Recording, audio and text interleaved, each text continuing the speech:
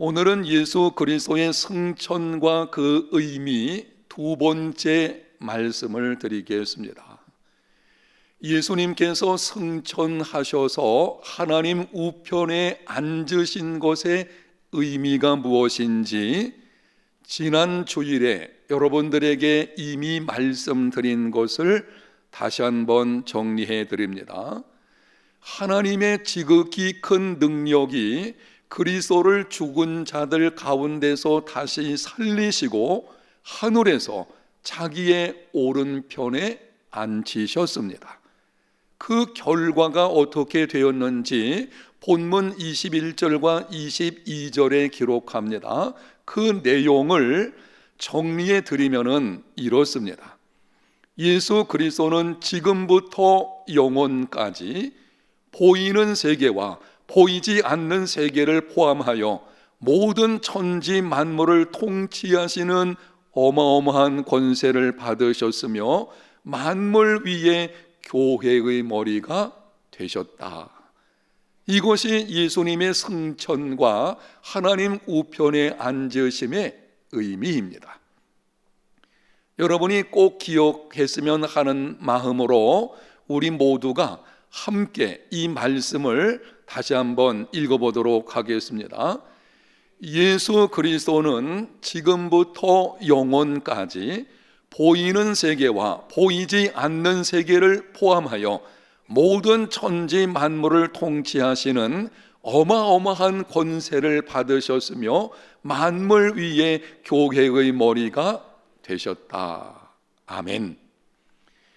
예수님의 부활은 예수 그리스도께서 지금도 그리고 영원토록 살아계심을 의미합니다.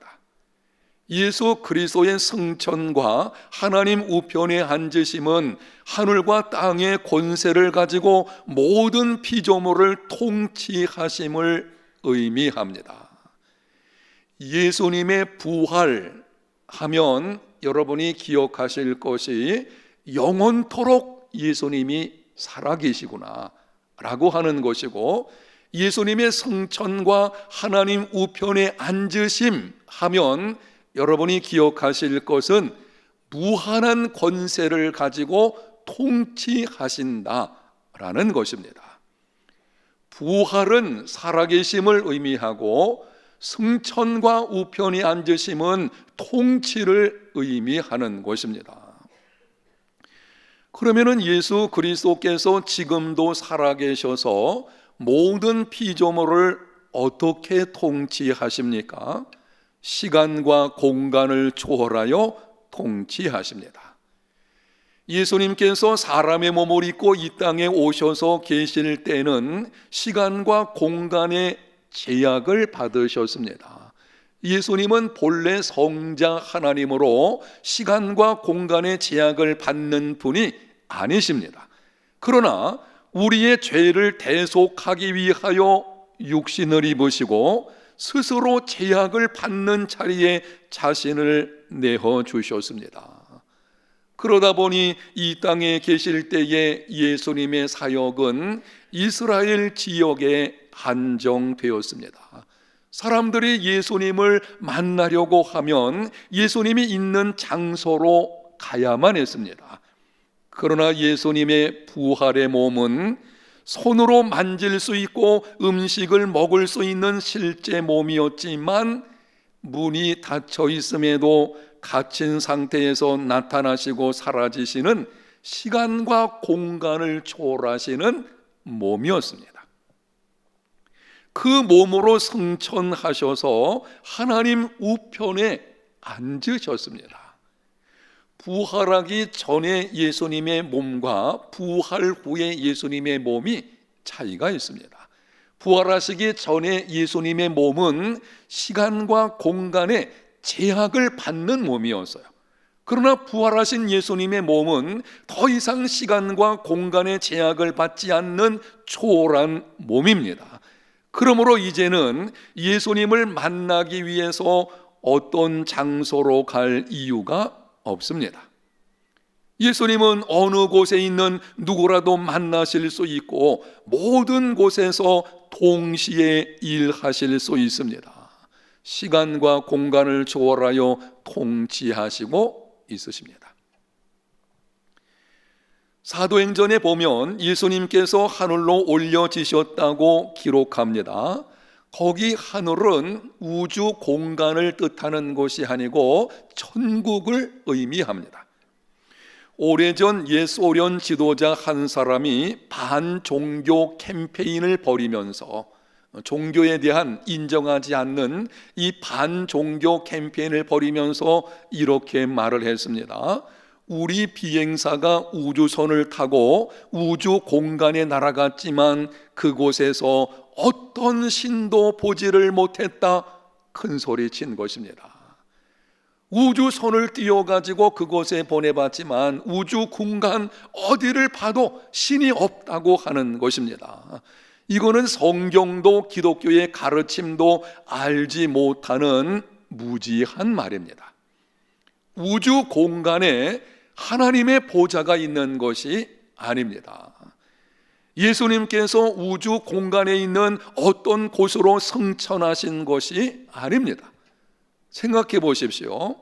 우주 공간과 그곳에 있는 모든 것은 하나님이 창조하신 것입니다. 그렇다면 창조주 되시는 하나님은 우주 공간을 초월하여 계시는 분이십니다. 시간과 공간을 만드신 분이 하나님이십니다. 하나님은 시간과 공간을 초월하여 계시는 분이십니다. 그래서 사도 바울은 신약성경 에베소서 4장 10절에 이렇게 기록을 합니다. 내리셨던 그가 곧 모든 하늘 위에 오르신 자니 이는 만물을 충만하게 하려 하심이라. 예수님은 모든 하늘 위에 오르셨습니다. 우주 공간이 아니고 천국으로 올려지셨습니다. 그리고 하나님의 우편에 앉으셨습니다. 예수 그리스도는 시간과 공간을 초월하여 통치하십니다. 하늘에 있는 것이나 땅에 있는 것이나 땅 아래에 있는 모든 것들을 통치하십니다. 시편 기자가 고백한 것처럼 내가 하늘에 올라갈지라도 거기 계시고 수월의 자리를 펼지라도 거기 계십니다. 내가 새벽 날개를 치며 바다 끝에 가서 거주할지라도 거기서도 나를 인도하시고 오른손으로 나를 붙드십니다. 예수 그리스도의 통치의 손길이 미치지 않는 곳은 없습니다.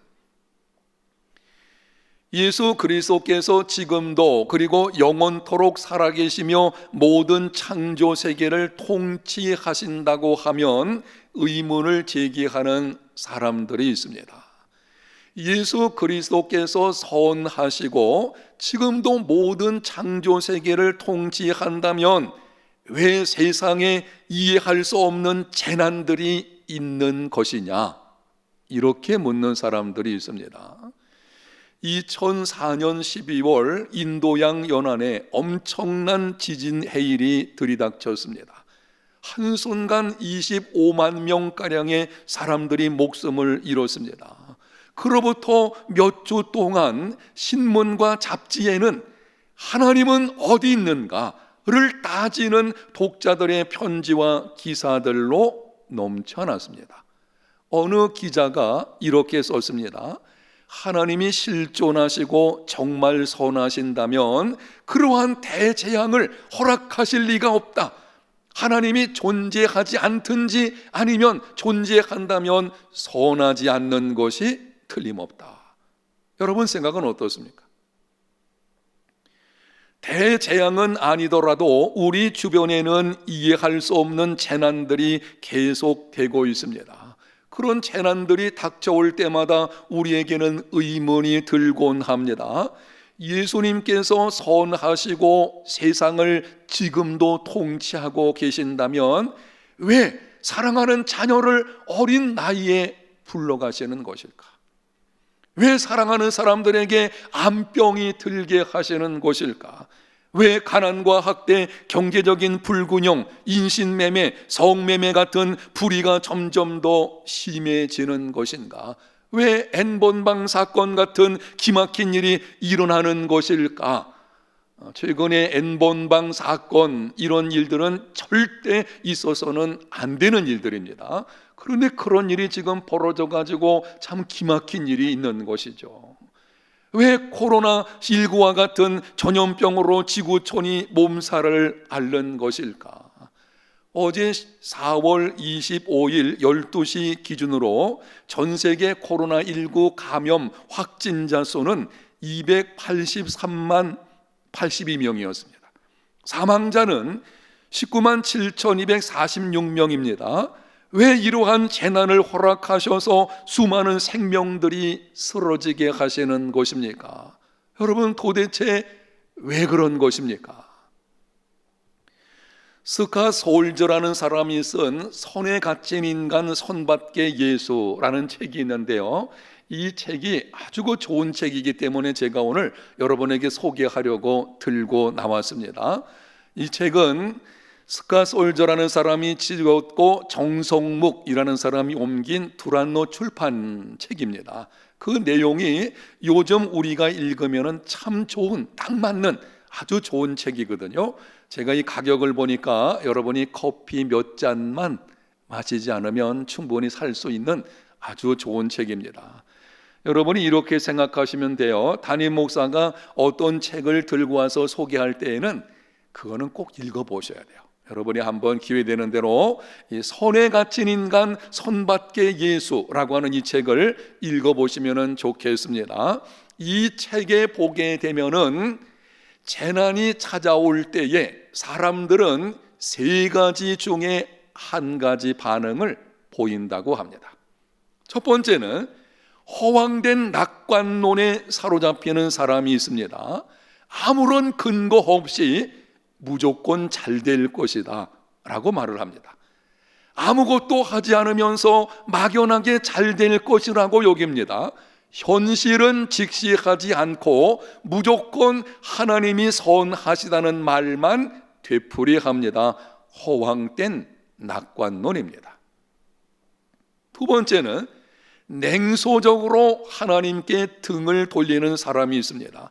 하나님이 실존하시고 사랑이시라면 절대 이런 일이 일어날 수 없다, 이런 일이 일어나는 것을 보니까 하나님이 실존하지 않든지, 아니면 실존하신다고 하면 그분은 선하신 분이 아닐 것이다, 그렇게 냉소하며 하나님께 등을 돌려버리는 사람들이 있습니다. 세 번째는 현실을 직시하면서도 희망을 버리지 않는 사람들이 있습니다. 하나님이 항상 선하시다는 것을 믿으면서도 세상이 망가져 있다는 것과 고통의 문제에 철저하게 솔직한 모습을 보입니다. 현실을 직시하게 되면 힘들어합니다. 낙심하기도 합니다. 하나님께 항변하기도 합니다. 그럼에도 하나님이 실존하시며 선하시다는 믿음으로 희망을 버리지 않습니다. 여러분은 이 셋 중에 어디에 속해 있습니까? 그리스도인의 모습은 세 번째입니다. 구약성경 하박국서를 보게 되면 당시 시대적인 상황은 모든 것이 무너져 내리고 있었습니다.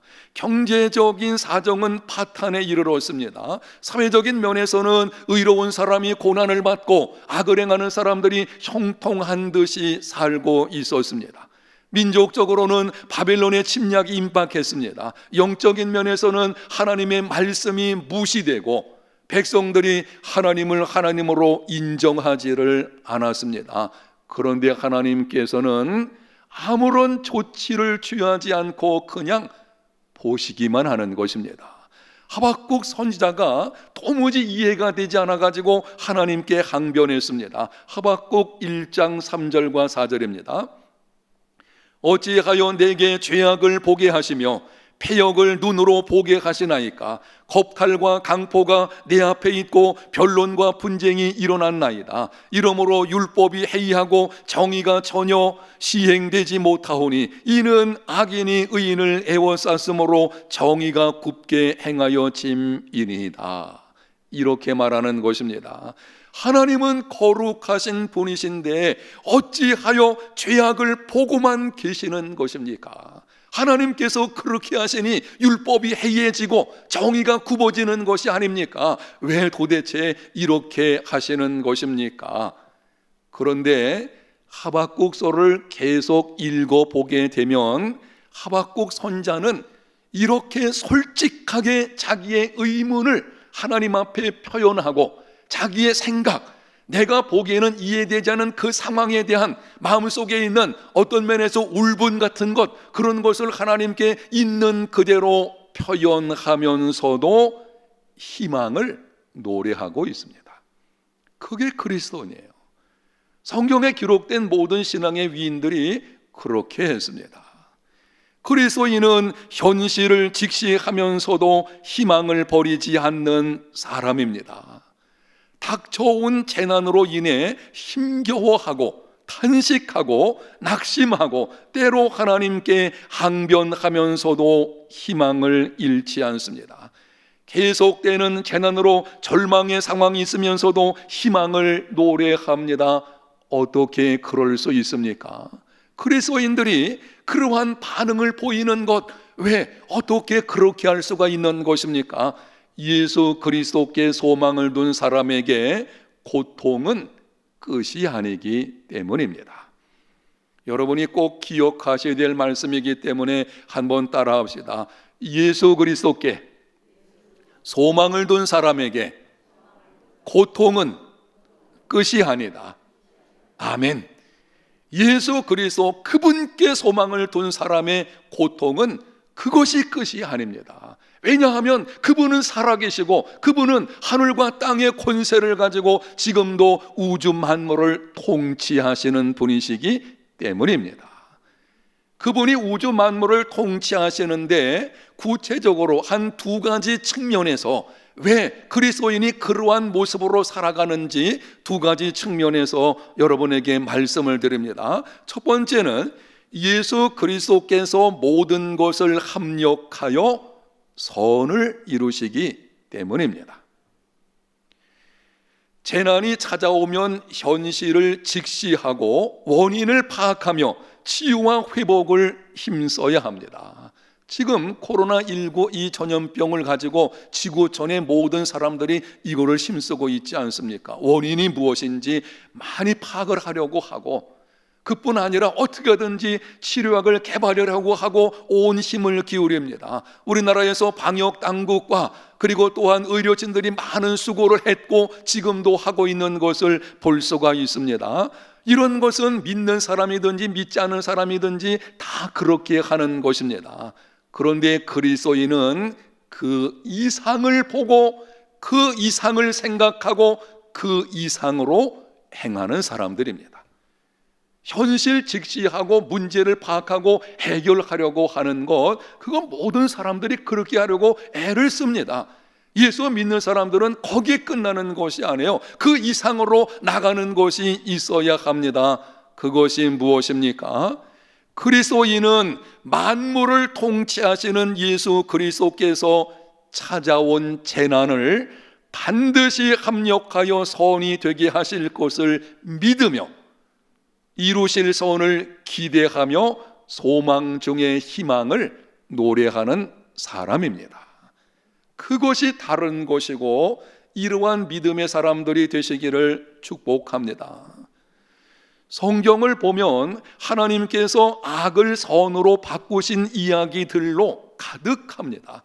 여러분의 이해를 돕기 위해서 알고 있는 몇 가지 말씀을 드리면 이렇습니다. 요셉은 소년의 때에 형들의 손에 의해서 애굽에 팔려가 종살이를 했습니다. 억울하게 누명을 쓰고 감옥에 들어갔습니다. 그런데 팔리고 누명을 쓴 것이 오히려 전화위복이 되었습니다. 대제국 총리가 되었습니다. 후에 형들이 찾아왔을 때에 요셉이 이렇게 말했습니다. 창세기 50장 20절. 당신들은 나를 해하려 하였으나 하나님은 그것을 선으로 바꾸사 오늘과 같이 많은 백성의 생명을 구원하게 하시려 하였나니. 여러분이 영상에 있는 말씀을 주목하여 보십시오.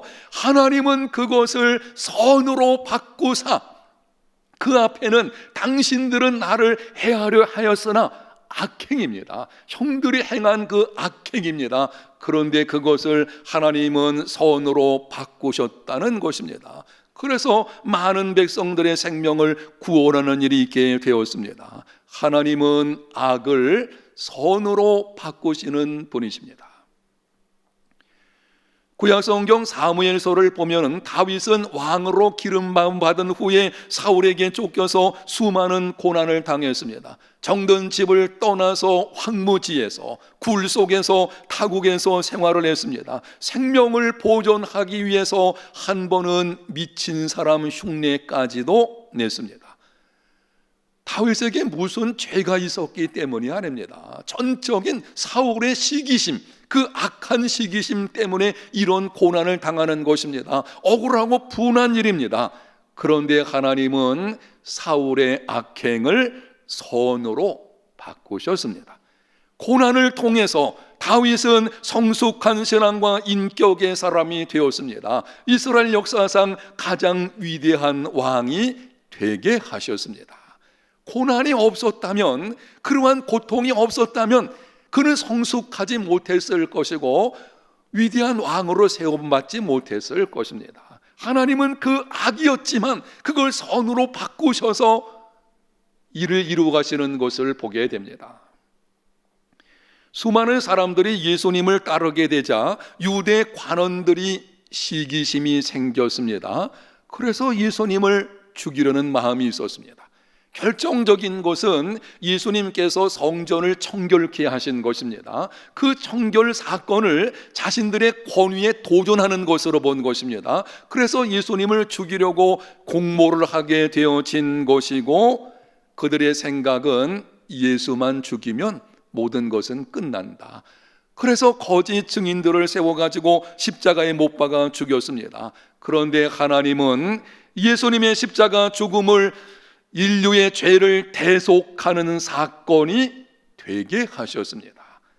유대 당국자들이 하나님의 아들을 죽이는 악행을 행하였지만 하나님은 그것을 선으로 바꾸신 것입니다.